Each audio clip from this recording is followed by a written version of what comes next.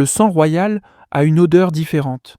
Ce n'est pas seulement du fer et de la mort, c'est la trahison, c'est le pouvoir corrompu, c'est le prix que les femmes ont payé pour le seul crime d'être nées princesses dans une époque où elles n'étaient à considérer que comme des pions sur un échiquier de chair et de promesses matrimoniales. Dans les couloirs glacés des palais européens, dans les tours orientales recouvertes de soie et de secrets, dans les chambres nuptiales transformées en chambres de torture, des princesses moururent de façon que l'histoire officielle a préféré oublier. Non par hasard, mais parce que leur mort révélait des vérités inconfortables sur ceux qui écrivirent les livres d'histoire avec l'encre du pouvoir. Il existe un document conservé dans les archives d'État de Florence, daté de 1487, qui commence par ces paroles glaciales. La princesse expira après 3 jours d'agonie. Aux autorités, il fut rapporté qu'il s'agissait d'une fièvre soudaine. Nous qui assistâmes savons qu'il n'en fut pas ainsi. Cette phrase, écrite de la main tremblante d'une dame de cour, ouvre une brèche sur un monde où les couronnes étaient faites d'épines véritables, et où être une femme de sang royal signifiait vivre avec une condamnation à mort déjà écrite dans son acte de naissance. Aujourd'hui, vous découvrirez 7 de ces morts, 7 princesses dont le destin fut si brutal que les chroniqueurs de l'époque furent contraints de mentir, de réécrire, d'effacer. Mais la vérité, comme le sang, laisse toujours des traces impossibles à nettoyer complètement. Avant de nous plonger dans cette histoire ensevelie sous la poussière des siècles, je vous invite à soutenir cette petite chaîne dédiée aux vérités oubliées. Abonnez-vous et mettez un pouce bleu. C'est un geste simple, mais il nous aide à continuer à raconter l'histoire que ceux qui détiennent le pouvoir ont cherché à effacer. Parce que la question que nous devons nous poser est celle-ci. Sommes-nous vraiment sûrs que la noblesse était synonyme d'honneur, ou peut-être les trônes d'Europe furent-ils construits sur des fondations de cruauté que nous préférons ne pas regarder? Première mort, Jeanne de Naples, la reine noyée dans son propre château.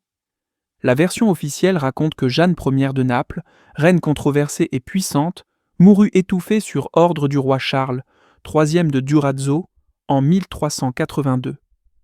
Une mort rapide, presque miséricordieuse pour les standards de l'époque. Mais les documents conservés dans les archives angevines racontent une histoire différente. Une histoire qui sent l'eau stagnante et la terreur. Jeanne ne fut pas simplement tuée. Elle fut traînée dans les souterrains du château de Luffe, ce même château qui dominait le golfe de Naples comme un gardien de pierre. Là, dans les cachots où l'eau de mer filtrait à travers les anciennes murailles, elle fut attachée et laissée à mourir lentement tandis que la marée montait. Un chroniqueur anonyme, dont le témoignage fut découvert seulement en 1923 parmi les papiers poussiéreux de la Bibliothèque nationale de Naples, écrivit « La reine hurla pendant 3 nuits. Les gardes qui surveillaient le château rapportèrent avoir entendu des cris de plus en plus faibles jusqu'à ce qu'à l'aube du 4e jour, il n'y eut plus que le silence et le bruit de l'eau qui léchait les pierres. » Jeanne avait 56 ans. Elle avait été reine pendant 40 ans. Elle avait gouverné l'un des royaumes les plus riches d'Europe. Elle avait résisté à des papes, des prétendants et des traîtres. Mais à la fin, elle mourut comme meurent les rats dans les égouts, noyée dans l'obscurité, oubliée. Son corps fut trouvé gonflé par l'eau salée, avec des marques profondes aux poignets où les cordes l'avaient retenue attachée. Les ongles étaient brisés. Elle avait cherché à se libérer en griffant la pierre. L'histoire officielle dit qu'elle fut exécutée pour trahison. Mais la vérité est plus simple et plus cruelle. Jeanne mourut parce qu'elle était une femme avec trop de pouvoir. Et dans l'Europe du XIVe siècle, cela était un crime impardonnable. Son château semble encore pleurer aujourd'hui quand la mer est en tempête. Et ceux qui marchent dans les cachots jurent entendre encore ces hurlements portés par le vent salin qui entre à travers les fissures dans les murailles. Seconde mort, Isabelle de Bavière, la princesse murée vive. La cour française du XVe siècle brillait de splendeur. Les banquets duraient des jours entiers. Les troubadours chantaient l'amour courtois. Les dames portaient des robes qui coûtaient autant que des provinces entières. Mais derrière cette façade dorée se cachait une barbarie qui faisait pâlir même les tortures de l'Inquisition. Isabelle de Bavière ne fut pas une princesse quelconque. Elle fut reine de France, épouse de Charles VI le Fou. Et quand son mari perdit complètement la raison, Isabelle prit le pouvoir. Elle gouverna d'une main ferme, elle négocia des traités, elle géra des armées. Elle devint ce qu'aucune femme n'aurait dû devenir, indispensable. Mais quand le pouvoir changea de main, quand de nouvelles factions prirent le contrôle de la cour, Isabelle devint soudainement gênante, trop populaire, trop influente, trop vivante. Selon un document conservé aux Archives nationales de Paris, daté de 1435, Isabelle fut accusée de sorcellerie et d'adultère. Les accusations étaient comptées fausses, construites avec le même soin qu'on construit une cathédrale, pierre sur pierre, mensonge sur mensonge, jusqu'à ériger une structure qui semblait solide et vraie. Mais la vraie punition ne fut pas le procès. Ce fut ce qui vint après. Isabelle fut condamnée à la réclusion perpétuelle dans une tour du château de Vincennes. Mais réclusion est un mot trop gentil pour décrire ce qui lui fut fait. Elle fut murée vive.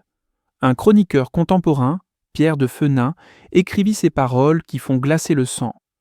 La reine fut conduite dans la tour la plus haute. La porte fut scellée avec pierre et mortier. Il fut laissé seulement une petite ouverture par laquelle passait la nourriture. Personne ne pouvait la voir. Personne ne pouvait lui parler. Elle était comme si elle était déjà morte, même si son cœur battait encore. Isabelle vécut dans cette tombe de pierre pendant des mois. L'obscurité était totale, l'air vicié, le silence rompu seulement par le bruit de ses respirations et occasionnellement par le raclement du plateau de nourriture qu'on poussait à travers l'ouverture. Les historiens modernes, comme Jacques Le Goff, ont analysé cette pratique médiévale et ont conclu que la réclusion totale, sans lumière et sans contact humain, était considérée pire que la mort. C'était une façon d'effacer une personne alors qu'elle était encore vivante, de la transformer en fantôme avant même que son corps ne cesse de fonctionner. Isabelle devint folle. Elle commença à parler seule, à hurler contre des ennemis imaginaires, à griffer les murs de sa cellule jusqu'à ce que ses ongles soient réduits à des moignons sanguinolents.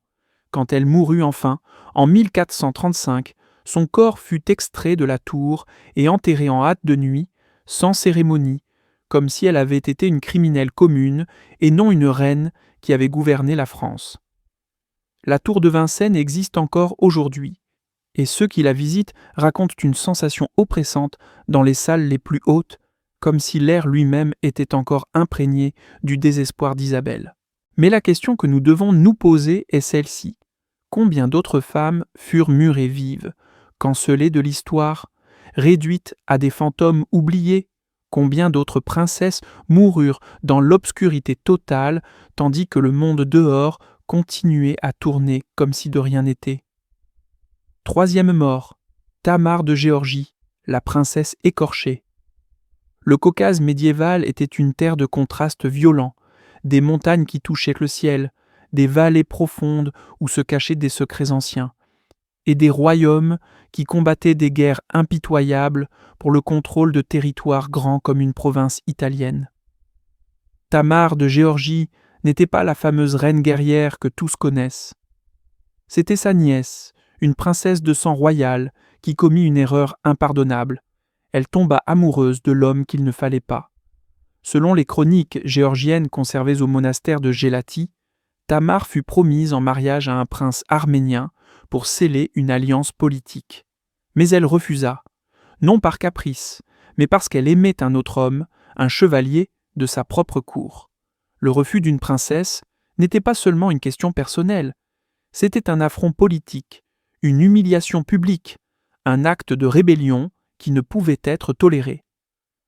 Le prince arménien, humilié et furieux, demanda vengeance, et le père de Tamar, pour sauver l'alliance et son propre royaume, consentit. Ce qui suivit fut documenté par un moine arménien nommé Kyrakos Gantzaketsi, dont la chronique fut découverte seulement au XIXe siècle. Ces paroles sont froides, cliniques, mais révèlent une horreur qui va au-delà de toute imagination. La princesse fut conduite dans une tente isolée, loin des regards de la cour. Là, les bourreaux arméniens pratiquèrent sur elle l'ancienne punition réservée aux traîtres, l'écorchage partiel. L'écorchage n'était pas une mort rapide, c'était un supplice qui pouvait durer des heures, parfois des jours. La peau était enlevée lentement avec des couteaux affilés, tandis que la victime était maintenue en vie le plus longtemps possible. À Tamar, on écorcha le dos. La peau fut enlevée en bandes une après l'autre, tandis qu'elle hurlait jusqu'à perdre la voix. Les chroniqueurs racontent que ces hurlements pouvaient être entendus dans tout le campement. Mais personne n'osa intervenir, parce qu'elle n'était plus une princesse. Elle était devenue un exemple. Le moine continue. Après 3 jours d'agonie, la princesse expira. Son corps fut jeté dans un fleuve, sans sépulture, sans prière, comme si elle n'avait jamais existé. Mais l'histoire ne finit pas là, parce que ce qui rend la mort de Tamar encore plus brutale n'est pas seulement la façon dont elle mourut, mais ce qui arriva après. Son nom fut effacé des registres officiels. Les chroniques géorgiennes furent réécrites, éliminant toute trace de son existence. Elle fut comme si Tamar n'avait jamais été née, comme si son amour, sa rébellion, sa mort déchirante n'avaient été qu'une hallucination. Seules les chroniques arméniennes, celles écrites par ses propres bourreaux, conservèrent la vérité.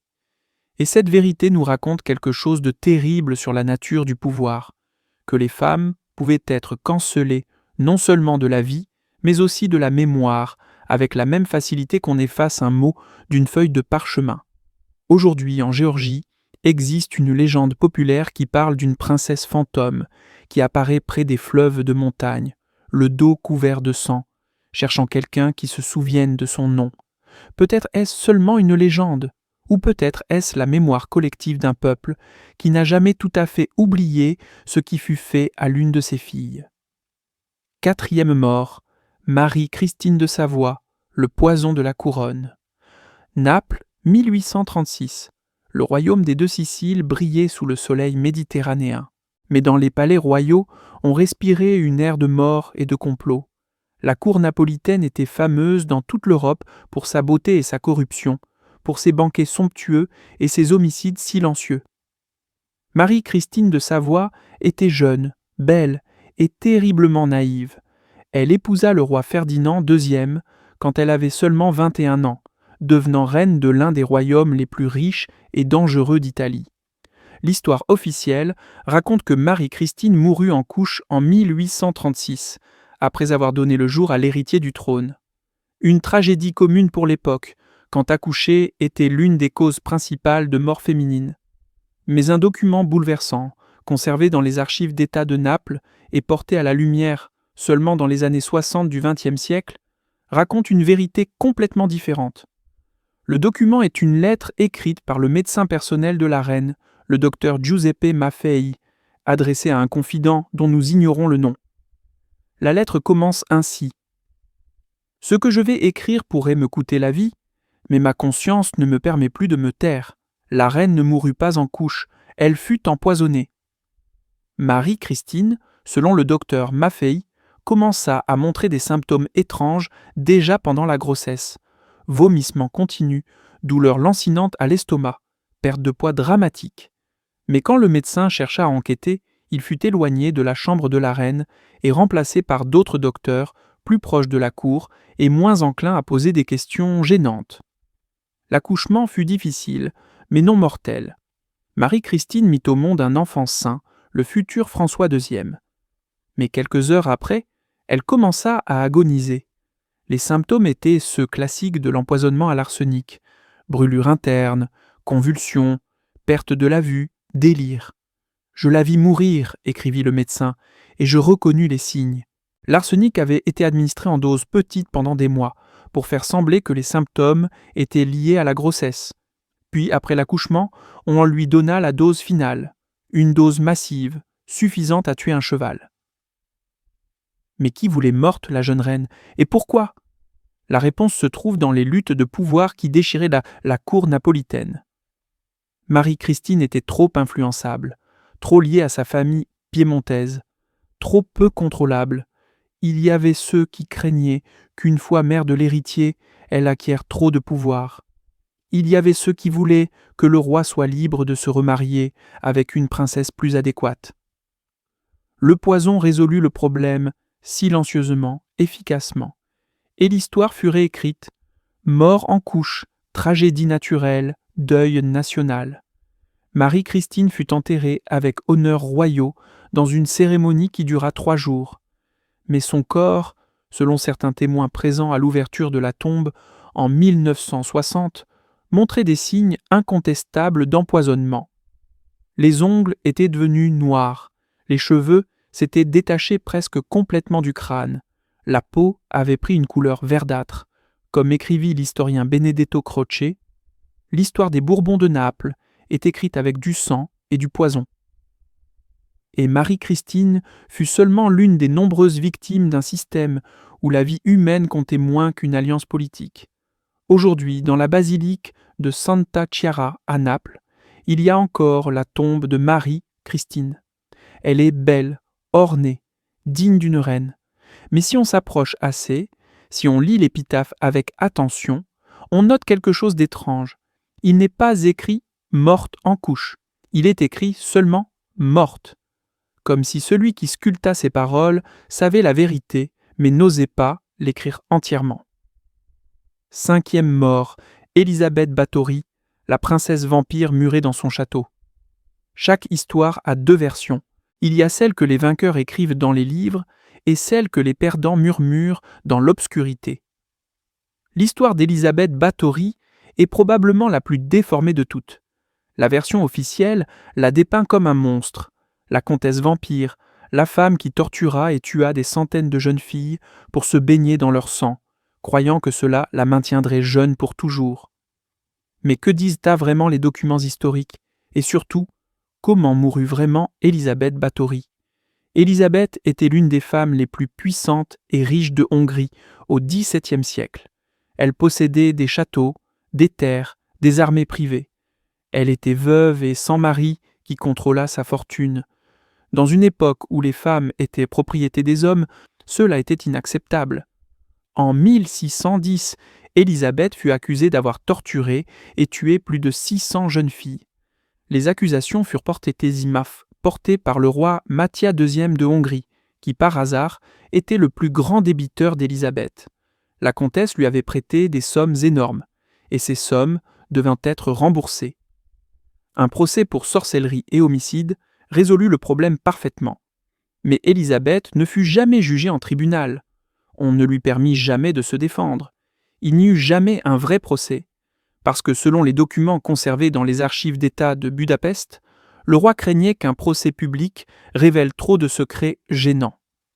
Élisabeth connaissait tout sur la corruption de la cour hongroise, sur les alliances secrètes, sur les dettes cachées. On ne pouvait pas la laisser parler. La solution fut aussi simple que brutale. Elle fut murée vive dans son château de Tchaktis. Pas dans une prison, pas dans une tour, dans son propre château, dans sa propre chambre à coucher. Les maçons arrivèrent une nuit de décembre 1610. Élisabeth fut traînée dans sa chambre. Puis, tandis qu'elle regardait incrédule, les maçons commencèrent à sceller la porte avec pierres et mortiers.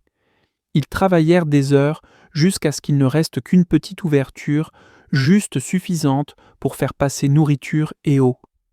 Aucune lumière, aucun contact humain, seulement l'obscurité et le silence de sa tombe de pierre. Un prêtre local, György Thurzó, qui avait participé à l'arrestation d'Élisabeth, écrivit dans une lettre privée. La comtesse hurle et frappe contre les murs jour et nuit. Ses cris peuvent être entendus dans tout le château, mais personne ne répond. C'est comme si elle était déjà morte. Élisabeth vécut ainsi pendant 4 ans, 4 ans dans l'obscurité totale, nourrie à travers une fente, sans jamais voir le soleil, sans jamais parler avec un autre être humain. Elle devint folle, évidemment. Les rares documents qui parlent de ces derniers jours racontent qu'elle cessa de manger, qu'elle parlait seule en langue incompréhensible, qu'elle riait et pleurait simultanément. Elle mourut en août 1614, Quand les maçons ouvrirent la chambre, son corps était déjà en décomposition. Personne ne sait exactement quand elle mourut, parce que personne ne s'était soucié de vérifier si elle était encore vivante. Elle fut enterrée en hâte, sans cérémonie, dans l'église du village. Mais les paysans locaux, effrayés par sa réputation de sorcière, exhumèrent le corps quelques nuits après et le jetèrent en un lieu inconnu. Aujourd'hui, nous ne savons pas où est enterrée Élisabeth Báthory. Et peut-être est-ce juste ainsi, parce que sa vraie tombe n'est pas un lieu physique.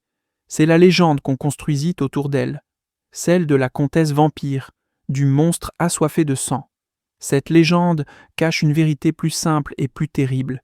Élisabeth fut probablement innocente, ou du moins pas plus coupable que n'importe quel autre noble de l'époque. Mais elle était une femme avec trop de pouvoir et trop de richesse. Et cela suffit pour la condamner à mourir, dans l'obscurité, oubliée du monde, transformée en monstre par la propagande de ceux qui voulaient s'éteindre.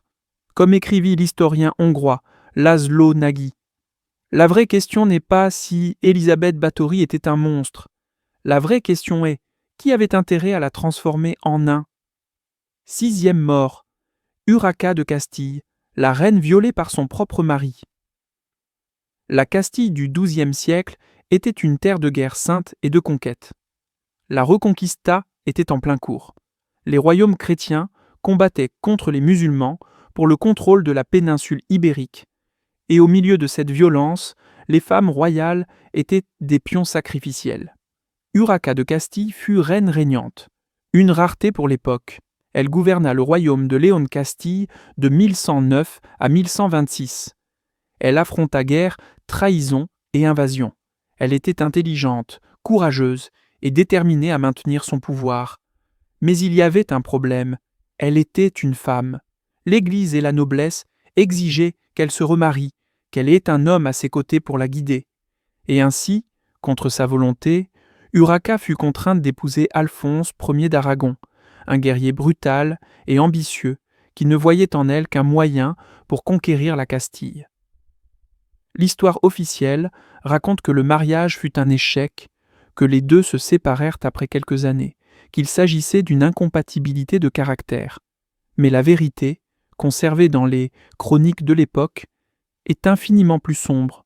Le moine chroniqueur Rodrigo Jiménez de Rada, écrivant au XIIIe siècle, raconte ce que tous savaient, mais personne n'osait dire ouvertement. Le roi aragonais traita la reine comme on traite une prisonnière de guerre. Il lui ôta tout pouvoir. Il la tint ségréguée dans le palais, et quand elle résistait, il la punissait avec violence. La violence dont parle le chroniqueur n'était pas seulement politique. Elle était physique, elle était sexuelle. Alphonse violait régulièrement Urraca, non comme un mari qui exerce ses droits conjugaux, mais comme un conquérant qui humilie un ennemi vaincu. Il la contraignait, il la battait, il la traînait par les cheveux devant les courtisans quand elle osait le contredire. Un document, conservé dans les archives de la cathédrale de Léon, rapporte le témoignage d'une dame de cour qui assista à l'une de ces scènes. Le roi la jeta à terre devant nous tous. La reine pleurait et suppliait. Mais il rit et dit « C'est la seule chose pour laquelle tu sers, femme. » Personne n'osa intervenir. Urraca résista. Elle trouva des alliés. Elle organisa des révoltes. Elle réussit même à chasser temporairement Alphonse du royaume. Mais la violence qu'elle subit la marqua pour toujours. Elle mourut en 1126, à seulement 44 ans. La cause officielle fut fièvre soudaine. Mais les chroniqueurs de l'époque racontent qu'Urraca était psychologiquement détruite, qu'elle avait cessé de manger, qu'elle passait les nuits à pleurer dans ses chambres. Elle mourut de ce que nous appellerions aujourd'hui un trauma. Elle mourut parce que l'homme qui aurait dû la protéger la détruisit morceau par morceau, nuit après nuit. Et l'histoire la souvient comme une reine difficile, litigieuse, problématique. Jamais comme une victime, jamais comme une femme qui lutta de toutes ses forces pour maintenir sa dignité dans un monde qui la lui arrachait chaque nuit. Comme écrivit l'historienne féministe espagnole María Jesús Fuente. Urraca de Castille est l'exemple parfait de comment l'histoire est écrite par les hommes. Sa résistance fut appelée hystérie, sa souffrance fut appelée faiblesse, et son bourreau fut appelé roi. Dans la cathédrale de Léon, il y a encore la tombe d'Urraca. Elle est belle, solennelle, digne d'une reine. Mais si on regarde attentivement le visage sculpté sur la pierre, on note quelque chose d'étrange. Elle a les yeux fermés, comme si elle ne voulait pas voir, comme si même dans la mort, elle cherchait à fuir les horreurs qu'elle avait vécues. 7e mort. Jeanne la Folle, la princesse emprisonnée pendant 46 ans. La folie a toujours été une arme commode quand une femme devient gênante. Il suffit de la déclarer folle et le problème est résolu. Aucun procès, aucune accusation formelle, aucune défense, seulement 4 murs et le silence. Jeanne de Castille, appelée Jeanne la Folle, fut reine de Castille, reine consort d'Aragon, mère de l'empereur Charles Quint. Elle était la femme la plus puissante d'Europe, sur le papier. En réalité, elle passa 46 ans de sa vie enfermée dans une forteresse, prisonnière d'abord de son père, puis de son fils. La version officielle raconte que Jeanne devint folle après la mort de son mari Philippe le Beau, qu'elle vagabondait en Espagne en transportant le cadavre de son mari, qu'elle refusait de l'enterrer, qu'elle lui parlait comme s'il était encore vivant. C'est une histoire romantique, tragique, parfaite pour les livres d'histoire, et c'est aussi un mensonge.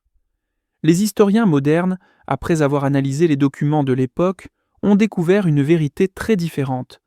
Jeanne n'était pas folle, elle était seulement terriblement gênante. Après la mort de Philippe, Jeanne était l'héritière légitime des royaumes de Castille et d'Aragon. Mais son père, Ferdinand II, n'avait aucune intention de laisser le pouvoir. La solution fut simple, déclarer Jeanne incapable de régner pour motif de santé mentale. En 1509, Jeanne fut enfermée dans le château de Tordesillas. Elle avait seulement 30 ans. Elle n'en sortit jamais plus. Les conditions de sa prison furent documentées par divers témoins au cours des années. Elle n'était pas traitée comme une reine. Elle était traitée comme une criminelle. Elle vivait dans une petite chambre, peu meublée, sans chauffage même pendant les hivers les plus rigides. Il lui était permis de voir seulement quelques personnes, toutes choisies par ses geôliers. Les lettres qu'elle écrivait étaient interceptées et détruites. Chaque parole était contrôlée, chaque mouvement surveillé. Un ambassadeur vénitien, Lorenzo Contarini, qui réussit à la visiter en 1525, écrivit un rapport choquant. La reine est lucide et intelligente. Elle parle avec cohérence. Elle se souvient d'événements passés avec précision. Elle ne montre aucun signe de folie, mais elle est tenue prisonnière comme une bête dangereuse. Jeanne tenta plusieurs fois de fuir, de se rebeller, de revendiquer ses droits, mais chaque tentative fut étouffée, et plus elle se rebellait, plus on l'utilisait comme preuve de sa folie. Elle passa 46 ans dans cette prison. Elle vit son fils Charles devenir empereur du Saint-Empire romain germanique, gouverner la moitié du monde, conquérir des continents. Mais à elle, on ne permit jamais de sortir, de gouverner, d'être libre. Elle mourut en 1555. À 75 ans, son corps était consumé, sa mente probablement détruite par des décennies d'isolement forcé. Mais jusqu'au dernier jour, elle continua à insister qu'elle n'était pas folle, qu'elle était la légitime reine, qu'elle avait droit à la liberté. Personne ne la crut. Ou plutôt, tous savaient qu'elle disait la vérité. Mais il était plus commode de continuer à l'appeler folle. Comme écrivit l'historien espagnol Manuel Fernández Alvarez, Jeanne la Folle ne fut pas folle. Elle fut seulement une femme qui se trouva au mauvais endroit, au mauvais moment, sur le trône quand les hommes de sa famille voulurent ce trône pour eux. Aujourd'hui, le château de Tordesillas est un musée. Les touristes visitent la chambre où Jeanne passa presque un demi-siècle de sa vie. Elle est petite, froide, déprimante. Et quand on reste là-dedans, ne serait-ce que quelques minutes, on commence à comprendre ce que signifie vraiment être enterré vivant. Jeanne ne mourut pas de maladie, elle ne mourut pas de vieillesse, elle mourut de solitude, d'abandon, d'avoir été cancelée du monde, tandis que son cœur battait encore. Et sa vraie tombe n'est pas la chapelle royale de Grenade, où son corps repose aux côtés de ceux de ses parents. Sa vraie tombe fut cette chambre, dans le château de Tordesillas, où sa vie finit quand elle avait seulement 30 ans, même si son corps continua à vivre pendant 45 autres années. 7 princesses, 7 morts, 7 histoires que l'histoire officielle a cherché à effacer, à réécrire, à transformer en quelque chose de plus acceptable, de plus digérable pour les générations futures. Mais pourquoi ? Pourquoi tant d'efforts pour cacher ces vérités ? La réponse est simple et terrifiante. Parce que ces morts révèlent la vraie nature du pouvoir. Non celle qu'on nous enseigne dans les livres scolaires, faite d'héros et de conquêtes, de rois illuminés et de reines vertueuses. Mais celle réelle, celle qui sent le sang et la trahison, celle qui se construit sur les cadavres de ceux qui osent être différents, de ceux qui osent résister, de ceux qui osent simplement exister au mauvais moment, comme écrivit l'historien italien Carlo Ginzburg dans son étude sur le pouvoir et la mémoire historique. L'histoire n'est pas écrite par les vainqueurs, elle est réécrite par eux. Et chaque réécriture efface quelque chose que nous ne devrions pas oublier. Jeanne de Naples se noya dans les cachots de son château parce qu'elle avait trop de pouvoir. Isabelle fut murée vive parce qu'elle gouvernait trop bien. Tamar fut écorchée vive parce qu'elle osa aimer. Marie-Christine fut empoisonnée parce qu'elle était trop jeune et influençable. Élisabeth fut transformée en monstre parce qu'elle était trop riche. Urraca fut violée et détruite parce qu'elle refusait de se soumettre. Jeanne la Folle fut enterrée vive pendant 46 ans parce qu'elle avait droit à un trône que les hommes voulaient pour eux. 7 femmes, 7 fautes différentes, mais une seule vraie condamnation, être née princesse dans un monde où les princesses étaient mises et considérées comme des objets, non comme des personnes. Et la chose la plus inquiétante, ce ne sont que 7 histoires, seulement 7 parmi les centaines, peut-être les milliers de princesses qui moururent de façon brutale et furent cancellées de l'histoire officielle. Dans les archives de toute l'Europe gisent des documents scellés, des lettres jamais ouvertes, des témoignages censurés. Chaque château a ses fantômes, chaque trône a ses taches de sang qu'aucune quantité de temps ne peut laver complètement. Un document conservé à la bibliothèque apostolique Vaticane, daté de 1520 et découvert seulement en 2003, contient cette phrase glaçante écrite par un cardinal anonyme. Les princesses doivent être comme des chandelles, belles à voir, mais destinées à se consumer dans l'ombre. Et quand leur lumière devient trop forte, elles doivent être éteintes. Cette phrase résume parfaitement la philosophie qui guida des siècles d'histoire européenne. Les femmes de sang royal étaient des instruments, non des personnes. Elles pouvaient être utilisées pour créer des alliances, pour produire des héritiers, pour embellir les cours. Mais malheur à elles si elles oubliaient leur place, si elles essayaient d'avoir des opinions, des désirs, des ambitions propres. Le poison, la corde, le mur, la prison, tels étaient les instruments avec lesquels le pouvoir masculin maintenait le contrôle.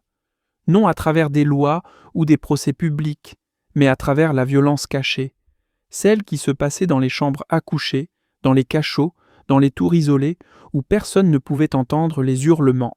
Et quand ces homicides venaient à la lumière, la solution était toujours la même.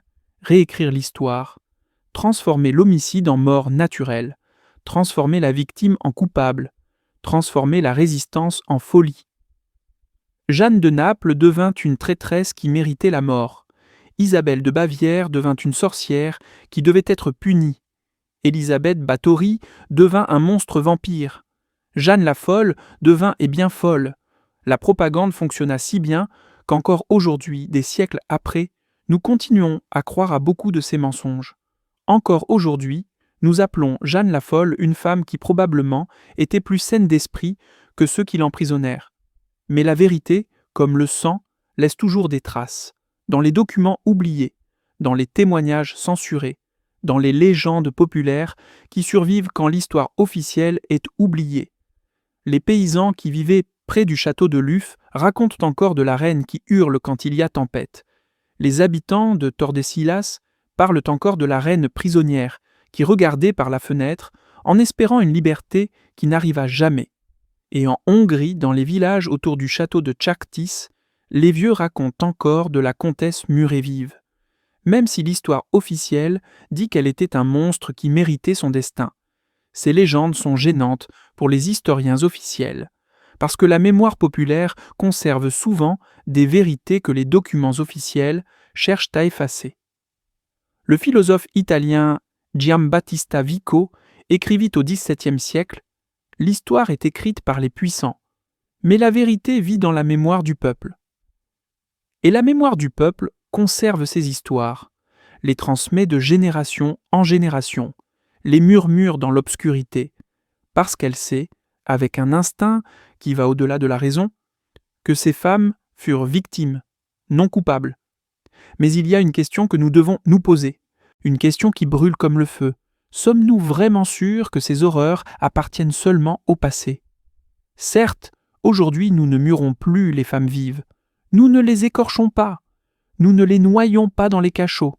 La violence est devenue plus subtile, plus sophistiquée, plus difficile à voir, mais les femmes continuent à mourir de la main de maris violents, continuent à être enfermées, non dans des châteaux, mais dans des relations abusives, continuent à être empoisonnées, non avec l'arsenic, mais avec le gaslighting, avec la manipulation psychologique, avec des années d'abus qui les portent au suicide.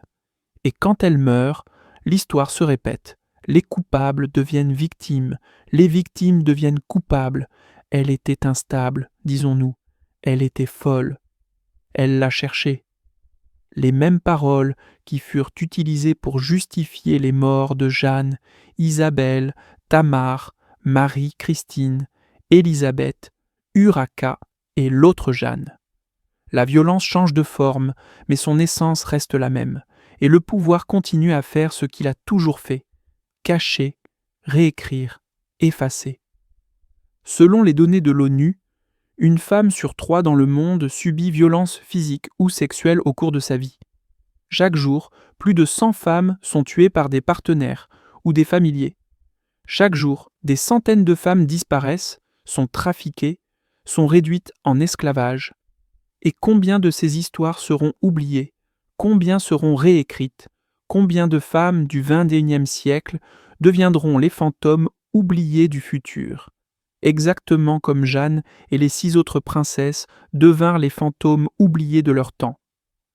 L'historienne féministe anglaise Mary Beard écrivit « Si nous n'avons pas souvenir des femmes qui ont été cancellées de l'histoire, nous permettons que cette cancellation continue encore aujourd'hui. » Et elle a raison, parce que ce souvenir n'est pas seulement un acte de justice envers le passé, c'est un acte de résistance dans le présent. Chaque fois que nous racontons la vraie histoire d'une princesse assassinée, nous disons « Nous ne permettrons pas que cela soit oublié ». Chaque fois que nous appelons homicide, ce que l'histoire officielle appelle mort naturelle, nous reprenons le contrôle de la narration. Chaque fois que nous écoutons les voix des victimes au lieu des justifications des bourreaux, nous changeons la façon dont l'histoire est écrite. Les 7 princesses dont nous avons parlé aujourd'hui ne peuvent plus parler. Leurs voix furent réduites au silence il y a des siècles, étouffées par l'eau, murées dans la pierre, cancellées par l'encre des historiens complaisants. Mais nous pouvons parler pour elles, nous pouvons dire leurs noms, nous pouvons raconter leurs histoires, nous pouvons refuser d'oublier, parce que la vraie mort n'arrive pas quand le cœur cesse de battre, elle arrive quand le dernier être humain qui se souvient de ton nom cesse de le prononcer. Et tant que nous nous souvenons de Jeanne de Naples, Isabelle de Bavière, Tamar de Géorgie, Marie-Christine de Savoie, Élisabeth Báthory, Urraca de Castille et Jeanne la Folle, elles ne sont pas vraiment mortes. Elles vivent encore dans les documents cachés que nous avons ramenés à la lumière, dans les légendes populaires qui refusent de mourir, dans les questions gênantes que nous continuons à poser. Elles vivent dans notre rage pour l'injustice subie, dans notre détermination à ne pas permettre que l'histoire se répète, dans notre refus d'accepter les mensonges confortables que le pouvoir nous raconte. Et elles vivent dans une question finale, une question que je vous laisse comme un murmure dans l'obscurité.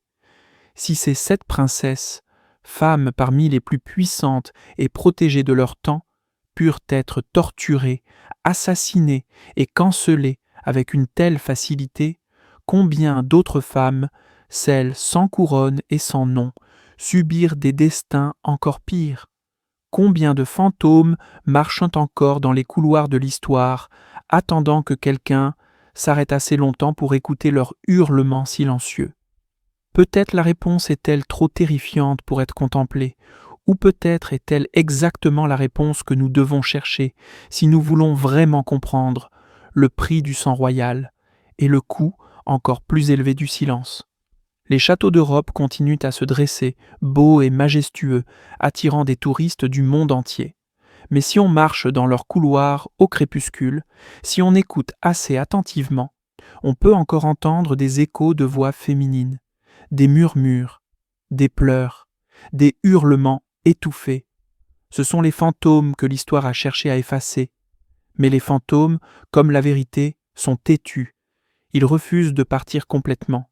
Ils attendent dans l'ombre, espérant que quelqu'un un jour s'arrête à écouter. Aujourd'hui, vous avez écouté, et peut-être, seulement peut-être, c'est le premier pas pour nous assurer que les Jeanne, les Isabelle, les Tamar du futur n'aient plus à mourir dans l'obscurité, oubliés par un monde qui préfère les mensonges commodes aux vérités inconfortables. L'histoire ne finit jamais vraiment. Elle se répète, elle se transforme, elle se réécrit. Mais tant qu'il y a des personnes disposées à chercher la vérité sous les décombres des mensonges officiels, il y a de l'espoir. Espoir qu'un jour, enfin, les mortes puissent reposer en paix. Non parce qu'elles ont été oubliées, mais parce qu'elles ont été souvenues, non pour les mensonges qui furent racontés sur elles, mais pour la vérité qu'elles tentèrent désespérément de crier avant que le silence ne les engloutisse pour toujours. C'est la dette que nous avons envers les 7 princesses, vers toutes les princesses oubliées, vers toutes les femmes qui moururent pour le seul crime d'exister dans un monde qui n'avait pas de place pour elles. Se souvenir, raconter, refuser d'oublier, c'est le minimum que nous puissions faire. C'est tout ce que nous puissions faire. Et c'est peut-être la seule vengeance possible contre un pouvoir qui croyait pouvoir effacer n'importe qui avec un mur, une corde ou une réécriture de l'histoire. Parce que la vérité, à la fin, est plus têtue que n'importe quel mensonge. Et les voix des mortes, quand elles trouvent enfin quelqu'un disposé à écouter, sont plus fortes que n'importe quel silence.